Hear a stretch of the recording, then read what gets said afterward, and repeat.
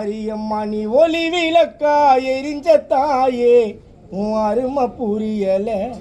அந்த ஒளி விளக்கு அணைஞ்சது இப்போ இருக்க பிடிக்கல. உன்னை பிரிஞ்ச